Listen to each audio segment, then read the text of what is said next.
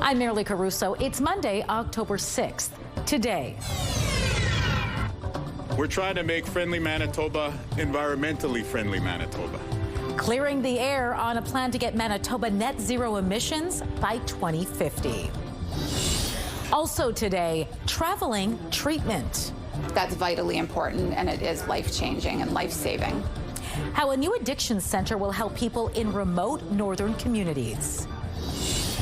Plus, a prodigious pumpkin. They'll grow 40, 50, 60 pounds a day. The winner of a Manitoba Pumpkin Fair.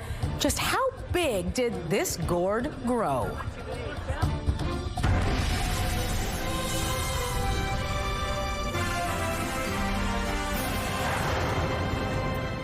Good afternoon. Thanks for joining us.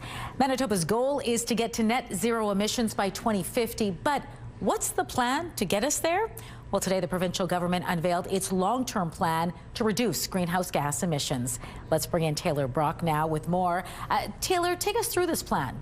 Well, Marilee, it's a 43-point plan and touches on everything from agriculture to transportation, plus a shift to renewable energy. Among the highlights are a new Climate Change Committee of Cabinet tasked with making sure all policies consider climate risks and opportunities, partnering with Indigenous nations on clean energy projects, working with the business and education sectors to make sure new technologies lead to jobs, and that young people are taught about career paths in a low-carbon economy.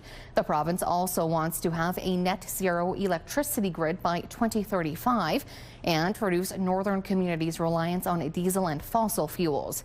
In agriculture, the plan calls on the government to shore up beneficial management practices, focusing on emission reductions, carbon sequestration, and transitioning to low-emission energy systems.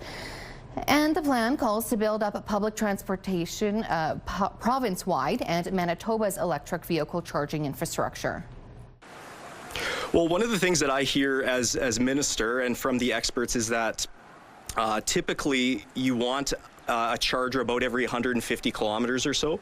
And so we're currently mapping those things out. Really exciting piece of that Manitoba hydro charging stations right to Thompson, so that people in the north, people in rural communities can have that pathway from Winnipeg all the way up to Thompson. It's going to be 6 charging stations. I believe they're going to have about 4 ports each, if I'm not mistaken. So, Taylor, any reaction to this plan so far? Well, yes, Marilee. We heard from the PC government and climate change critic after question period in the legislature today. Greg Nesbitt says the NTP government was slow to come up with the plan and that it's short on detail. I think it's remarkable that this NDP government is 2 years in, and this is the first time we've heard serious talk about the environment. So I would think that perhaps the Premier and his colleagues are pandering to the environmental people and just putting this out without much detail. Environment and Climate Change Minister Mike Moyes says the plan is going to be broken down into actionable 3-year plans, the first of which he says is already in development. All right, thanks for this, Taylor. An early morning fire in St. Boniface forced a number of people from their homes. Video sent to CTV News shows smoke and flames pouring out of an apartment building in the 300 block of Enfield Crescent. The city says crews got the call shortly before 2 a.m. while the building itself was unoccupied. A neighboring apartment building was evacuated as a precaution. Crews declared the blaze under control about 3 hours later. No one was injured. The cause is under investigation. An inmate has been killed in a stabbing at Stony Mountain Institution. Stonewall RCMP were called to the federal prison north of Winnipeg Wednesday. Mounties found an inmate stabbed. The 27-year-old man died at the scene. 2 fellow inmates, a 26-year-old from Cross Lake and a 22-year-old from Winnipeg, are now charged with second-degree murder. Stonewall RCMP and Major Crimes are investigating.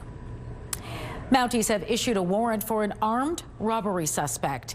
They're looking for this man, 34-year-old Jordan Walker. He faces charges of armed robbery, uttering death threats, and dangerous operation of a motor vehicle. The charges stem from an incident on September 30th near the Red River in East Selkirk. RCMP say a man armed with a hatchet approached 2 fishermen and stole their vehicle. If you have any information about Jordan Walker, you're asked to call 911. Selkirk RCMP or Crime Stoppers.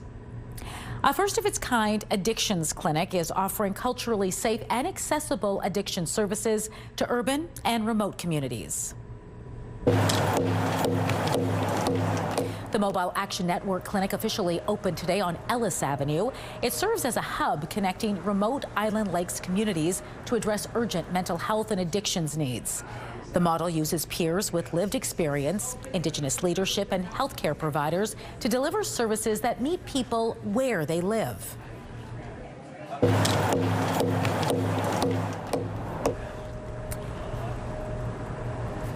Manitoba continues to see some of the highest opioid and alcohol-related death rates in Canada.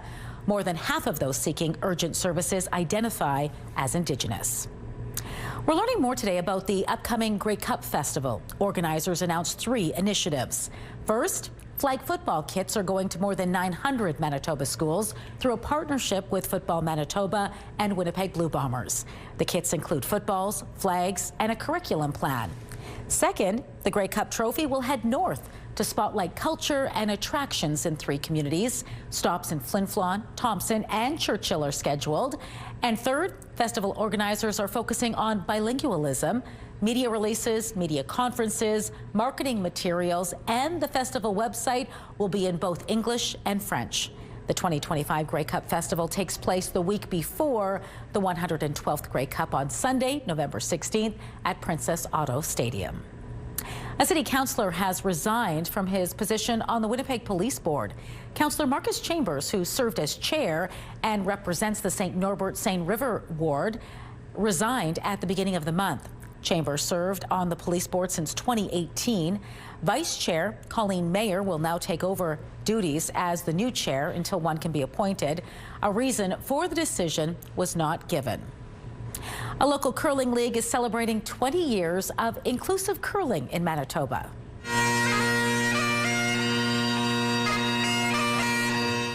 The Keystone Rainbow Curling League kicked off its 20th season with a ceremony at Granite Curling Club Sunday.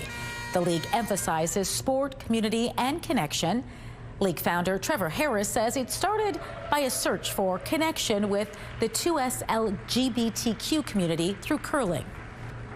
At a time across Canada where a lot of curling clubs are struggling and a lot of leagues are finding it hard to maintain memberships, to see this league growing by leaps and bounds and so much every year, I think that's just a huge success story. The league now has 45 teams and is set to host the Canadian Pride Curling Championship in 2027, bringing teams from across the country to Winnipeg. The city officially opened a new shade shelter at Maple Grove Dog Park over the weekend. City councillors joined members of Maple Grove Park Dog Owners Association to mark the occasion. The $90,000 shelter will give park users a place to take cover from rough weather. And speaking of rough weather, weather like this is what we're talking about. What a wet and rainy day yesterday. This is what the St. James Bridge looked like at the ramp onto Academy Road. Winnipeg police cadets had to direct traffic. City crews pumped the water away to restore access to the road. Winnipeg saw about 30.2 millimeters of rain at the airport, which is more than an inch. All right, let's bring in Daniel Halmerson now with a first look at your Skywatch forecast.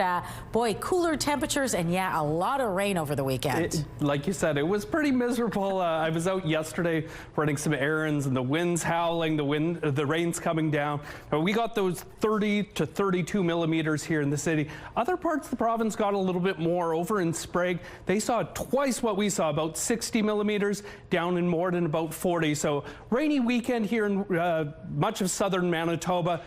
Today, cool, but pretty manageable. But it's going to get cold tonight. There's a risk of frost. I'm going to tell you all about that coming up. But taking a look outside right now, mainly clear skies, a little cloud here and there, 10 degrees. The wind out of the southwest at 23 kilometers per hour. The pressure's dropping, the humidity sitting at 48%.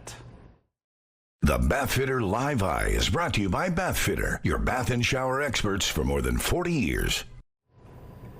And a look out on McPhillips, traffic moving well. One note to pass along. Northbound Sherbrooke at Portage, there's a stall in the middle lane. Move left or right to pass. Maybe some delays through that area, Marilee. Thanks, Danny. The Roland Pumpkin Fair has another giant winner, and you won't believe how much the pumpkin weighs.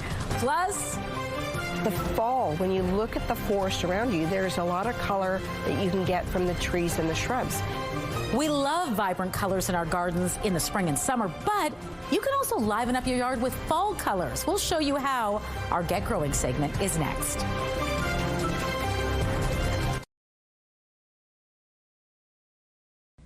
Tim Hortons is raising its coffee prices for the first time in 3 years. The coffee chain will charge 1.5% more per pour, or about 3 cents a cup. Tim Hortons' input costs have risen, with the price of coffee beans alone more than doubling in the last 3 years. Here are the closing numbers for the day. The Canadian dollar is down a fraction to 71.68. West Texas Intermediate crude is up to 61.34. Western Canadian Select is up to 49.48. And the TSX hit another record close again today, gaining 60 points and ending the day at 30,531. Those are your business headlines. I'm Marella Fernandez. Market Watch is brought to you by Manitoba Blue Cross. Group health plans for any size business. If you love spring, St. Mary's Nursery and Garden Center is the place to be, but it's autumn, and there's also some great options for you as well. Carla Hercita joins us to tell us all about it. You know, it's so true. We focus on summer and we focus on the spring colors with flowers and perennials in their blooming period. But the fall, when you look at the forest around you, there's a lot of color that you can get from the trees and the shrubs. So when you want to look and design and put your placements in it, is it the height that you want that has the color, or is there a collection of bush forms? So here we're looking at an Amur ruby slippers, and you can see where it's just transitioning with those colors where you get that deep red color tones. It also gives you a little bit of a kiss of that pink in the leaf that's on it. But if you want to go a little bit shorter in form, just looking for the bush type ones is going to give you as well. But on the prairies, you see that we have a lot of yellow tones or maybe golden tones that are in through here. But when you're looking to, and there's nothing wrong with yellow. Yellow is kind of very intense. It's kind of that, the sun is yellow, so it's good. But think also, we've done segments on hydrangeas where they've had that crisp whiteness to it. But looking for different varieties, this is a strawberry sundae, and one of my other favorites was vanilla strawberry, vanilla. That the color has gone now from this white to a reddish tone, sort of taking in that pink hue. So you like that tradition of a transition. Now, this one here, I truly kind of love it because it's showing you this is berry white, and you can see the intensity of the burgundy. Now it's starting to go in this brownish form. And if you leave these a little bit longer, you may want to do some drawing and crafting with it, because I think there's beauty. Look at this one, Kenny. I think there's beauty even in the brown clusters. So you're getting... It's like they were made for each other. They are. Hey, pink and brown, go. Yeah, I love that combo. Pink and brown, go. And when you're thinking of the different areas of it, too, we're talking about the trees and the shrubs and their color changes and transitions. But think of vines as well. There's 2 vines that do really, really well. There's Engelmann's ivy and Virginia creeper. And they will create walls over canopies of garlands, pergolas. They will actually, if you want to know the difference. I do. You always have to know your Virginia creeper. It needs something to climb up to. But Engelmann's ivy has these little kind of fingerlings that will kind of clasp onto things. So they will go up of walls or attach themselves to fences. So perfect for screening on chain link fence. Now the pop of these guys, and I think this is so cute, is thinking about it. We do get some berries in the fall, which are going to help with the birds. But if you're looking at this one, I think this one's adorably cute. It's called Pinky Promise Snowberry. And during the season, you get this cute little bush form that's on it. And you get a pop of color with the pink berries. And then if you go into your aronias, you get that rich tones of the blackberry that's on through here. So perfect ground covers, perfect for the pop of it. And if you don't like the pink, look for the white variety that's on there. I can't choose. You'll just have to pick for me. I can do that. I can do that. This has been Get Growing. Get Growing, brought to you by St. Mary's Nursery and Garden Center. Get a lush yard and garden, thanks to expert advice from gardening professionals.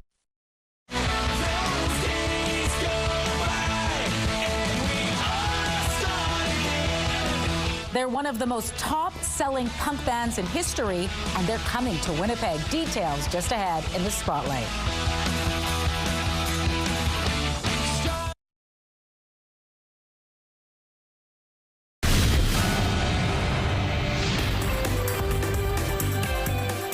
Spotlight, sponsored by the Casinos of Winnipeg, presenting Paula Cole and Sophie B. Hawkins.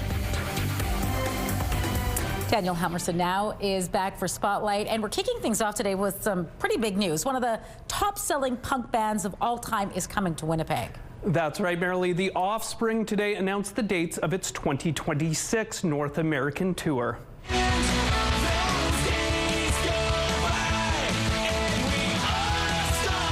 The Offspring is currently on an international tour promoting their supercharged album. The Offspring will perform at the Canada Life Centre on February 5th. They're touring with special guests Bad Religion. Now, tickets go on sale on Friday. Visit Live Nation or the band's website for tickets. All right, speaking of concerts, you can dance if you want to when this band visits our city this winter.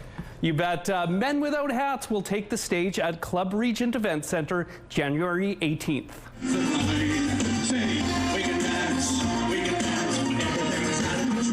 This is what I was hinting at, Danny. The Safety Dance and Pop Goes the World are two of the 80s classics from this Canadian new wave synth pop band. They'll be joined by Ontario new wave band The Spoons. Tickets are available starting Thursday. Just head to Ticketmaster or casinosofwinnipeg.com. You know, they still sound great for fans of theirs. I saw them at the Burt Block Party last summer. Worth it if you're ever thinking about seeing them in concert. Now to a very popular artist. It's no surprise Taylor Swift's new album is setting streaming records already. You know, we couldn't make it through Spotlight today without talking about her. And this new album helped her top the weekend box office.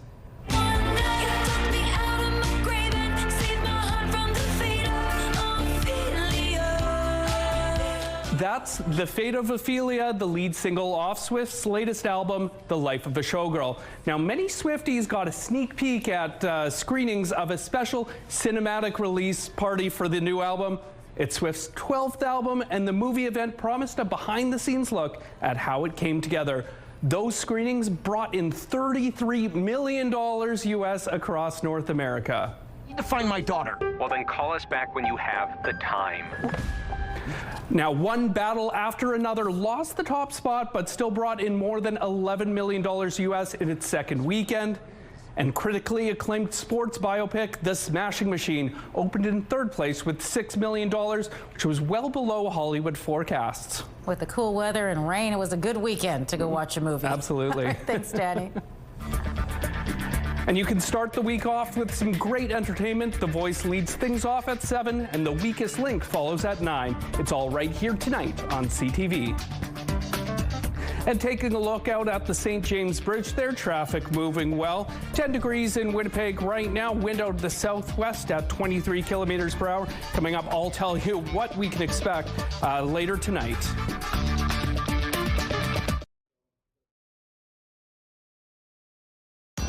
Women's clothing provided by RW & Company. Salon services provided by S&T Spa Salon.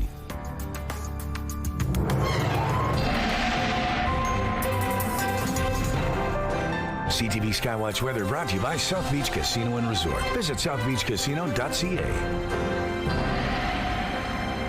Well, earlier, Marilee and I were talking about the miserable weekend. Today, a little bit better, about 11 degrees under mainly clear skies. A little windy, but back to those seasonal norms we expect for this time of year. Nothing close to those record-setting temps, of course, we saw last week.